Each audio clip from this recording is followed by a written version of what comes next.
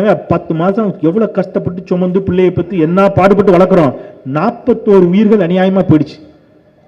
அதுல ஒரு ஒரு ஒரு என்ன சகோதரின்னு தான் சொல்லணும், வேற என்ன சொல்லி சொல்றாரு, வேற ஏதாவது சொல்லிட்டு போனேன் எனக்கு வேண்டாம். நான் திருநெல்வேலிக்காரன், ஏதாவது வாயில வந்துடுச்சுன்னா சங்கடம், விட்டுருங்க.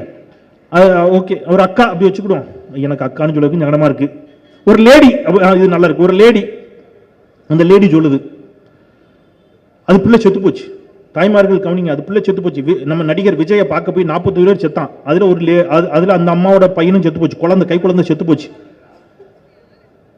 அந்த அம்மாட்ட பத்திரிகைக்காரங்க கேட்குறாங்க, எப்படிமா ஃபீல் பண்றீங்க? இப்ப ரொம்ப சந்தோஷமா இருக்கு. எது பிள்ளை செத்ததா? இல்ல விஜய பக்கத்துல இருந்து பார்த்துட்டேன். விஜய பக்கத்துல இருந்து பார்த்துட்டீங்கம்மா, இப்ப எப்படி ஃபீல் பண்றீங்க? விஜய பக்கத்துல இருந்து பார்த்துட்டு எனக்கு ரொம்ப மகிழ்ச்சி. என்ன, என் பிள்ளை அதுக்காக பலி கொடுக்க வேண்டியிருக்குன்னு சொல்லுது அந்த அம்மா. நாம் எப்படிப்பட்ட தமிழ் சமூகமும் இந்த நாட்டில் உருவாயிட்டு இருக்குங்கிறத நினைக்கின்ற பொழுது கவலையும் அச்சமும் மேலோங்குகிறது. இதுவா தமிழ்நாடு? இதற்காகவா இவ்வளவு கனவுகளை கண்டார்கள் அண்ணாவும் கலைஞரும் பெரியாரும் காமராஜரும்? இதுக்காக இவ்வளவு பள்ளிக்கூடம், இதுக்காக இவ்வளவு கல்லூரி, இதுக்காக இவ்வளவு நிறுவனங்கள்? எனவே நாம் தெளிந்து சிந்திப்போம். நமக்காக சிந்திக்கக்கூடியவர்களை நாடாளுவதற்கு நடிகன் என்பதல்ல தகுதி, நாடாளுவதற்கு